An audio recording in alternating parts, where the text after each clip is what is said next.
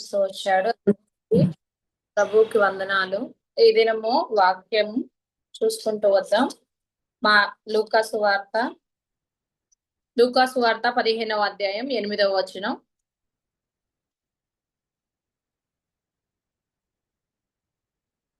లూకాసు వార్త 15వ అధ్యాయం 8వ వచనం.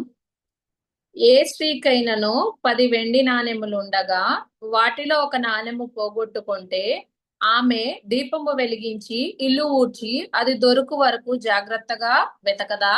ఇక్కడ చూసుకుంటే ఒక స్త్రీకి, అంటే ప్రభు యేసుక్రీస్తు వారు ఇవన్నీ కూడా ఉపమాన రీతిగా చెప్తూ వచ్చాడు. అయితే ఒక స్త్రీకి 10 వెండి నాణెములు ఉన్నప్పుడు ఆమె ఒక్క వెండి నాణెం పోగొట్టుకుంటే తను ఏ విధంగా ఆ ఒక్క వెండి నాణెము కొరకు దీపం వెలిగించి ఇల్లంతా కూడా ఊడ్చి అది దొరికేంత వరకు జాగ్రత్తగా వెతుకుతుంది కదా. సో అది దొరికినప్పుడు కూడా ఏ విధంగా తను సంతోషిస్తుందో, తన పొరుగువారిని పిలిచి కూడా సంతోషిస్తుందో 9వ వచనంలో ఉంటది. అదే విధంగా ఆ యొక్క, అంటే ఒక్క వెండి నాణెమే తను పోగొట్టుకుంది, అయినప్పటికీ కూడా ఆ స్త్రీ దాన్ని విడిచిపెట్టలేదు. దానికోసం తను ఆ దీపం వెలిగించి ఇల్లంతా కూడా ఊడ్చి అది దొరికేంత వరకు దాన్ని వెతుకుతూ వచ్చింది కదా. అదే విధంగా మన జీవితాల్లో కూడా అంటే మనం ఏదైనా పోగొట్టుకున్నప్పుడు దాన్ని వెతికే వారంగా ఉంటూ వస్తున్నామా అన్నది మనకి ఇక్కడ ఒక విషయం. అయితే మనం ఏదైనా పోగొట్టుకుంటే, అంటే భౌతికంగా ఏదైనా ఒక వస్తువు పోగొట్టుకుంటే అది దొరికేంత వరకు, అంటే మామూలుగా ఏదైనా వస్తువులు ఇంట్లో పెట్టి మర్చిపోతాం ఒక్కోసారి. అది గుర్తు, అంటే అది అవసరం వచ్చినప్పుడు కంపల్సరీ దాన్ని వెతికే వారంగా ఉంటూ వస్తాము. అది ఎంత, అంటే ఎంత టైం అయినా బట్టని అది దొరికిన దాకా మనం దాన్ని విడిచిపెట్టాం కదా. అదే విధంగా భౌతికమైన విషయాలలో చూసుకుంటే అంత ఆసక్తి కలిగి మనం వెతుకుతాం కదా. కానీ ఆత్మీయ జీవితంలో మనం పోగొట్టుకున్న వాటిని వెతికే వారంగా ఉంటూ వస్తున్నామా? మనకి ఈ యొక్క స్త్రీ ఏ విధంగా తను పోగొట్టుకున్న దాన్ని వెతుకుతూ వచ్చిందో, ఇప్పుడు మన జీవితంలో మనం పోగొట్టుకున్న వాటిని, అంటే భౌతికంగా కాదు, ఆత్మీయంగా పోగొట్టుకున్న వాటిని మనం వెతికే వారంగా ఉంటూ వస్తున్నామా? అంటే కొన్ని సందర్భాల్లో అయితే అసలు ఆత్మీయంగా ఏం పోగొట్టుకుంటున్నామో అన్న విషయం కూడా తెలియని పరిస్థితిలో ఉంటూ వస్తాం కదా. అంటే క్షయమైపోయే వాటి విషయంలో ఉన్న జాగ్రత్త, అక్షయమైన వాటి విషయంలో మనం కొన్నిసార్లు ఉండకపోవచ్చు. అదే విధంగా అంటే ఆహ్, కొంతమంది భక్తులను చూసుకుంటే, అంటే కొంతమంది ఏ విధంగా వారు ఆత్మీయంగా ఉన్నత స్థానంలో ఉన్నవాళ్ళు, అంటే దేవుడికి సమీపంగా ఉన్నవాళ్ళు కావచ్చు, దేవుని యందు భయభక్తులు కలిగి దేవుని చిత్తానుసారంగా నడుచుకునే వాళ్ళు, మేబీ వాళ్ళు ఏమన్నా ఆత్మీయ విషయాల్లో కోల్పోయిన వాటిని తిరిగి మరలా వెతికే వారంగా ఉంటూ వస్తారు. కానీ మనం ఆ విధంగా వెతికే వారంగా ఉంటున్నామా అన్నది ఇక్కడ ఒక పెద్ద ప్రశ్న.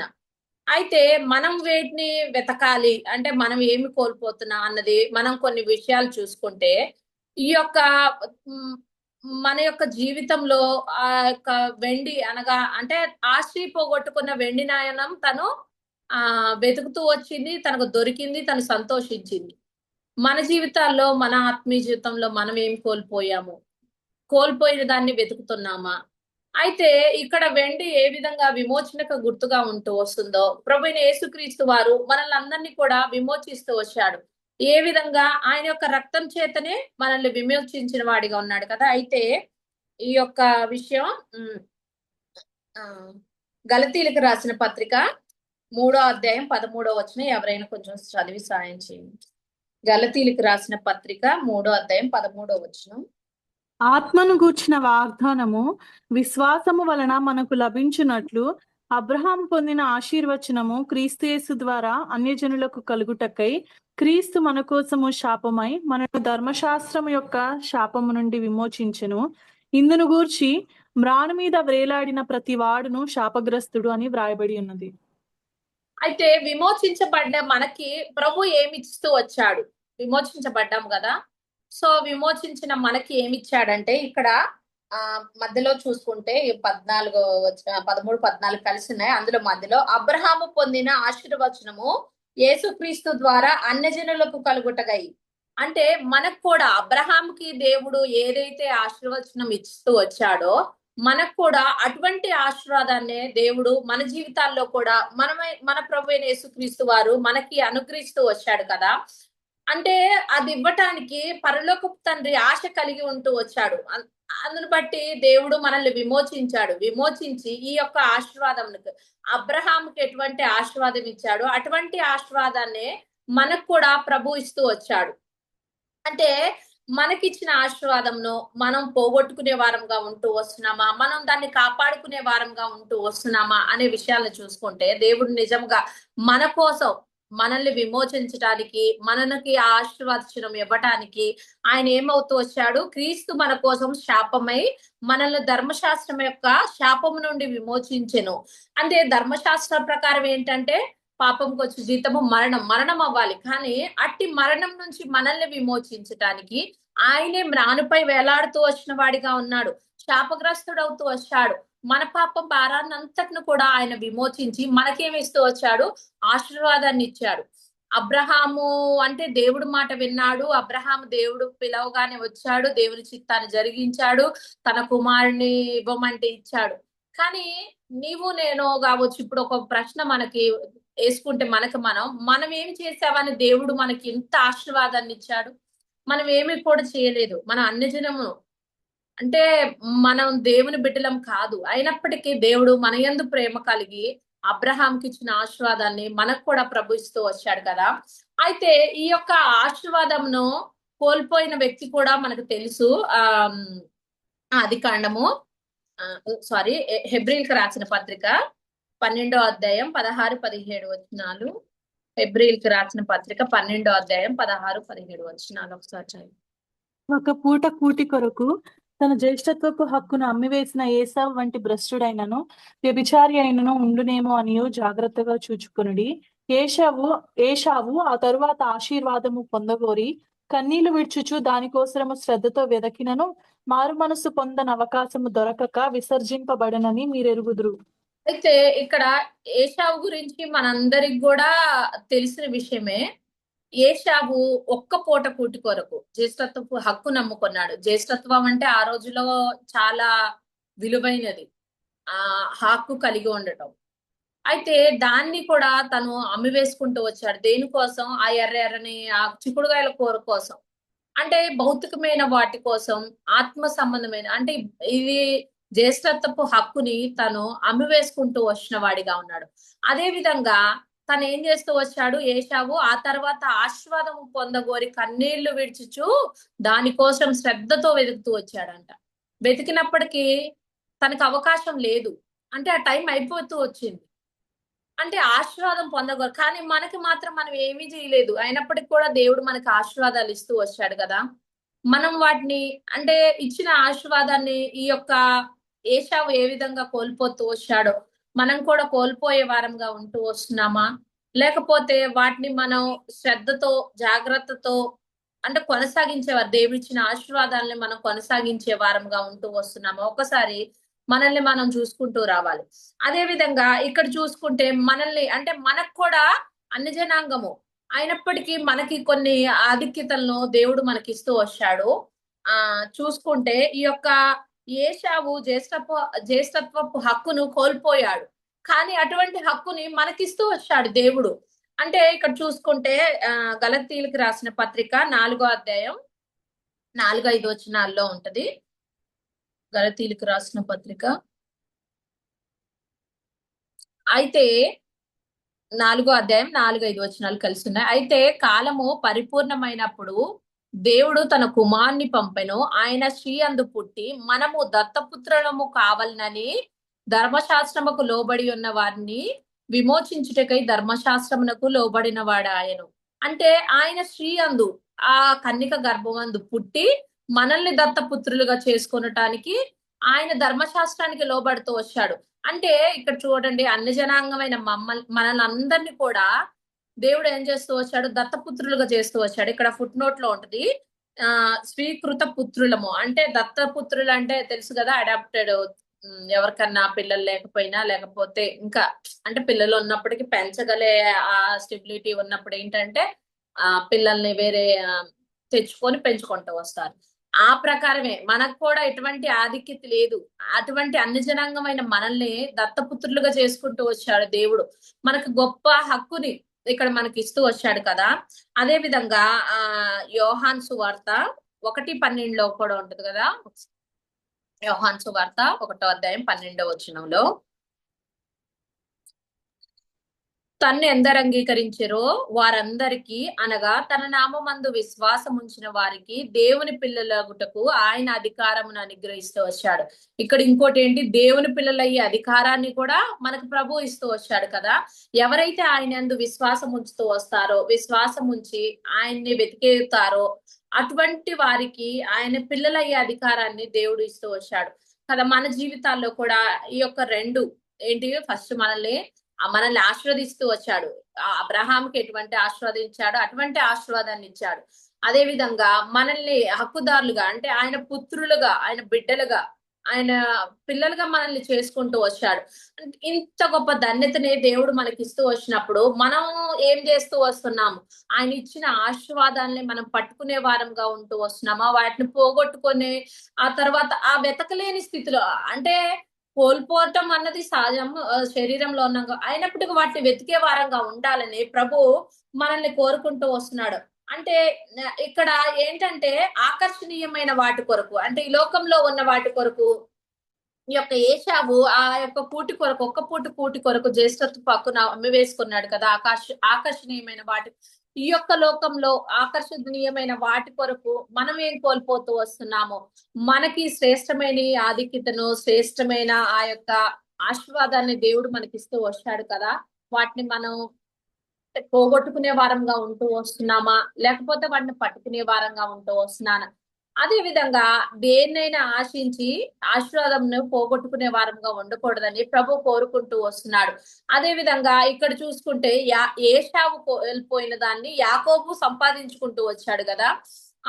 అంటే యాకోబు జీవితంలో కూడా తను మోసగాడుగా ఉంటూ వచ్చాడు. అయినప్పటికీ కూడా ప్రభు ఏం చేస్తూ వచ్చాడు, యాకోబుని ఆశీర్వదిస్తూ వచ్చాడు ఎంతగానో.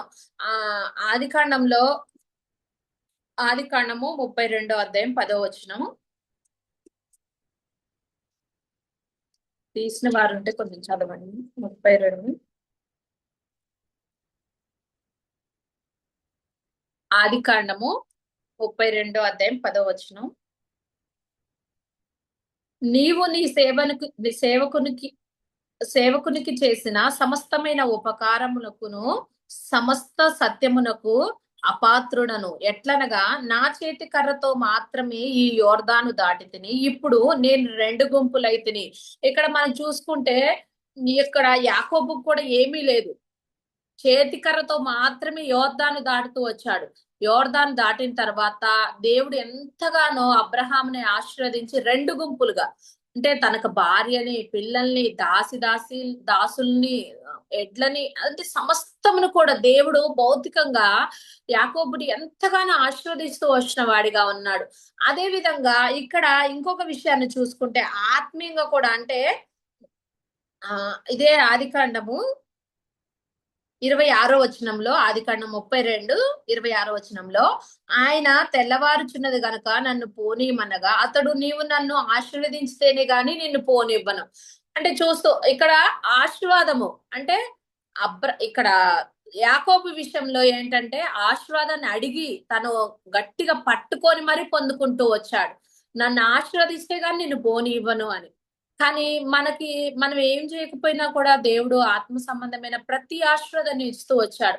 కానీ మనం ఎంతసేపు కూడా భౌతిక సంబంధమైన ఆశీర్వాదాల కొరకే ఎదురు చూసే వారంగా ఉంటూ వస్తాం అనేక సందర్భాలు. ఈ భౌతిక సంబంధమైనవి ఏంటంటే ఒక దినమున అవన్నీ కూడా నశించిపోతూ వస్తాయి. కానీ ఆత్మ సంబంధమైనవి ఎప్పటికీ కూడా నిలిచి ఉంటాయి. ఆ విధంగానే యాకోబు ఆశీర్వదించబడుతూ వచ్చాడు. తర్వాత తన పేరు యాకోబు నుంచి ఇశ్రాయేలుగా కూడా మార్చబడుతూ వచ్చింది. అంతగా దేవుడు యాకోబుని ఆశీర్వదించిన వాడుగా ఉన్నాడు. కానీ మన జీవితంలో ఏంటంటే భౌతిక సంబంధమైన వాటి కొరకు ఆత్మ సంబంధమైన వాటిని కోల్పోయే వారంగా ఉంటూ వస్తాము. భౌతికమైన విషయాల్లో దేవుడు మనకు ఎంతగానో సాయం చేస్తూనే వస్తున్నాడు ప్రతి పరిస్థితిలో కూడా. మనకు కావాల్సిన అనుదిన ఆహారం కావచ్చు, మనకు కావాల్సిన ప్రతి అవసరాన్ని కూడా ప్రభు తీరుస్తూ వస్తున్నాడు. కానీ ప్రభు మన నుంచి కోరుకునేది ఏంటిది? ఆయన ఇచ్చిన ఆశీర్వాదంలో మనం పట్టుకునే వారంగా ఉంటూ వస్తున్నామా? వాటిని పోగొట్టుకునే వారంగా ఉంటూ వస్తున్నామా? అదే విధంగా ఇక్కడ దేవుడిచ్చే ఆశీర్వాదంని ఎవ్వరు కూడా ఇవ్వలేరు. మనుషులు ఇచ్చే ఆశీర్వాదం అవన్నీ కూడా తాత్కాలికమైనవి. మామూలుగా కొంతమంది బ్లెస్ అవన్నీ కూడా ఆశీర్వాదాలన్నీ కూడా ఎందుకు అవి అవసరానికి రావు. కానీ దేవుడిచ్చే ఆశీర్వాదం ఏంటంటే ఎఫెసీలకు రాసిన పత్రిక 1వ అధ్యాయం 3వ వచనంలో, ఎఫెసీ 1:3,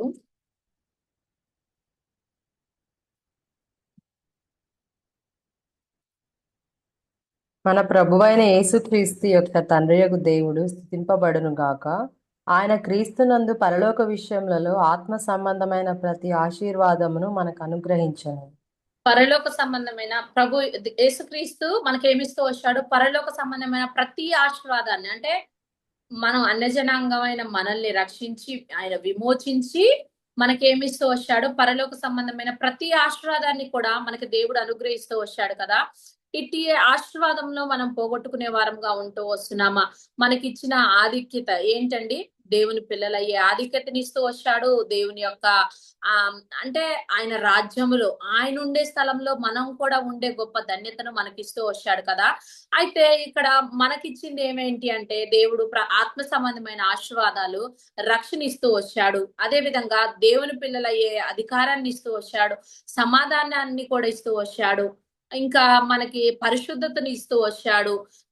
ఇంకా అట్లా చూసుకుంటే జ్ఞానాన్ని, అంటే దేవుని యొక్క జ్ఞానాన్ని, బైబిల్ గ్రంథంలో ఉన్న యొక్క లేఖనాలు అర్థం చేసుకోగలిగే అటువంటి, అంటే వాటిని నార్మల్ గా చదివినప్పుడు మనకు అర్థం కాదు. ప్రభు యొక్క సహాయం కోరుకొని మనం ప్రార్థించినప్పుడు కానీ, అంటే ఇటువంటి ధన్యత అంతా కూడా, ప్రార్థించే ధన్యత, సహవాసాన్ని, ఇవన్నీ కూడా ఆత్మ సంబంధమైన ఆశీర్వాదాలు మనకన్నీ కూడా. ఎందుకంటే ఈ లోకంలో ఏదైనా పరిస్థితి వచ్చినప్పుడు మనుషులు సాయం చేయకపోవచ్చు, కానీ దేవుని యొద్దకు వచ్చినప్పుడు, దేవుని సహవాసంలో ఉన్నప్పుడు, ఇవన్నీ కూడా ఇట్టి ఆశీర్వాదం వల్ల, అంటే మనకిచ్చిన ఇట్టి ఆశీర్వాదం వల్ల అనేక మార్లు మనం ఏం చేస్తూ వస్తాం? నెమ్మది పొందే వారంగా ఉంటూ వస్తాము. ఈ యొక్క స్త్రీ జీవితాన్ని చూసుకుంటే, తన యొక్క వెండి నాణెం పోగొట్టుకున్నప్పుడు తను ఎంతగానో ప్రయాసపడి వెతికి దాన్ని పొందుకుంటూ వచ్చింది కదా. మన జీవితంలో కూడా తను సంతోషిస్తూ వచ్చింది. ప్రభువైన యేసుక్రీస్తు వారు కూడా ఇదే అధ్యాయంలో కింద ఉంటది కదా, 15 లూకా సువార్త 15వ అధ్యాయం 10వ వచనంలో,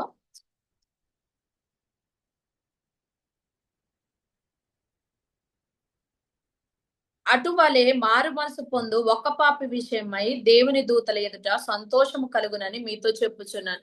అంటే ఒక్క పాపి రక్షించబడినప్పుడు ఎంతగానో సంతోషించే దేవుడు, అంటే మనం తప్పిపోయినప్పుడు తిరిగి ఆయన యొద్దకు వచ్చినప్పుడు తిరిగి ప్రభు కూడా మనల్ని బట్టి సంతోషించేవాడిగా ఉంటూ వస్తాడు. అయితే మనము ఆత్మీయంగా కోల్పోయిన వాటిని వెతికే వారంగా ఉండాలని ప్రభు కోరుకుంటూ వస్తున్నాడు. అదే విధంగా దావీదు కూడా తను కోల్పోయిన వాటిని తిరిగి మరలా తనకి ఇవ్వని తను వెతుకుతూ వచ్చిన వాడిగా ఉన్నాడు. వెతికి తను పొందుకుంటూ వచ్చిన వాడిగా ఉన్నాడు. కాబట్టి మన జీవితాల్లో ప్రభు ఇచ్చిన వాటిని కోల్పోయే వారంగా ఉంటూ వస్తున్నామా? కోల్పోయినప్పటికీ తిరిగి మరలా వెతికే వారంగా ఉంటూ వస్తున్నామా లేదా అన్నది మనల్ని మనం పరీక్షించుకునే వారంగా ఉంటూ రావాలి. అదే విధంగా మనకిచ్చిన రక్షణ ఏంటంటే, ప్రభువైన యేసుక్రీస్తు వారు మనకి పాపం నుంచి ఆయన మనల్ని విమోచిస్తూ వచ్చిన వాడిగా ఉన్నాడు. ఆ గొప్ప రక్షణను, అంటే ఎవ్వరు ఇవ్వలేని ఆ రక్షణను మనకిస్తూ వచ్చాడు. అదే విధంగా దేవుని పిల్లలుగా పిలువబడే క్రైస్తవులు అనగా దేవుని పిల్లలుగా మనల్ని చేస్తూ వచ్చిన వాడిగా ఉన్నాడు.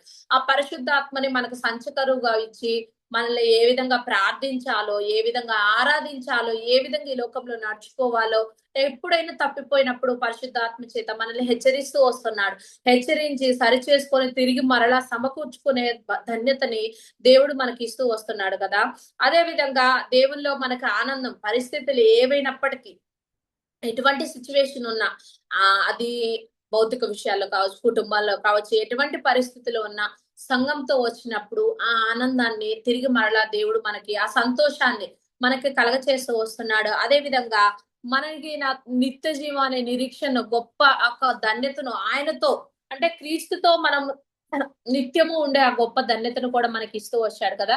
ఇటువంటి ఆశీర్వాదంలో మనం కోల్పోయే వారంగా ఉండకూడదని దేవుడు కోరుకుంటూ వస్తున్నాడు. ఆ స్త్రీ ఏ విధంగా శ్రద్ధతో తను దీపం వెలిగించి, ఆ దీపం అనగా వాక్యం, ఆ వాక్యం ని కూడా మనం చేత పట్టుకొని, ఆ వాక్యాన్ని చేత పట్టుకొని కోల్పోయిన వాటిని, అంటే ఆత్మీయంగా ఏమైతే కోల్పోతూ వస్తున్నామో అనేక సందర్భాల్లో వాటన్నిటిని కూడా తిరిగి మరణం వెతికే వారంగాను ఉండాలని ప్రభు కోరుకుంటూ వస్తున్నాడు. కాబట్టి వీటి విషయంలో ప్రభు యొక్క సహాయంను, అంటే దేవా నేను ఏ విషయాల్లో అయితే కోల్పోతూ వచ్చానో తిరిగి మరలా నాకు దయచేయి. నేను కొన్ని సందర్భాల్లో అంటే పరిస్థితులను బట్టి దేవుని సన్నిధానంకు రాలేని వారంగా ఉంటూ వస్తాము. నేను ఆ టైంలో ప్రార్థన చేస్తా. కోల్పోయినవన్నీ కూడా తిరిగి నాకు మరలా, అంటే మనకి ఇక్కడ యూట్యూబ్‌లో మనకి ఆల్రెడీ ఉంటూ వస్తాయి వాక్యాలు. తిరిగి మరలా అవన్నీ కూడా మనకి వినగలిగే ధన్యత, అంటే కోల్పోయినయన్నీ కూడా ఆత్మీయంగా మనం ఏవైతే వినలేకపోతూ వచ్చామో అవన్నీ కూడా తిరిగి మరలా మనం నేర్చుకోవటానికి ప్రభు మనకెంతగానో గొప్ప ధన్యతను ఇస్తూ వచ్చాడు కదా! కాబట్టి మనందరం కూడా ఆ స్త్రీ ఏ విధంగా తన వెండి నాణెంను కోల్పోయినప్పుడు తను తిరిగి దొరికినప్పుడు సంతోషిస్తూ వచ్చిందో, ప్రభు ఒక పాప విషయమై తను రక్షించబడినప్పుడు ఏ విధంగా సంతోషిస్తాడో, తిరిగి మరలా మనం కూడా కోల్పోయినయన్ని వెతికి మళ్ళీ దేవుని యొద్దకు వచ్చినప్పుడు దేవుడు మనల్ని బట్టి కూడా సంతోషించే వాడిగా ఉంటూ వస్తాడు. కాబట్టి మనందరం కూడా ఆ ప్రకారం ప్రార్థించి పొందుకునేలాగా ప్రభు సాయం చేయను గాక.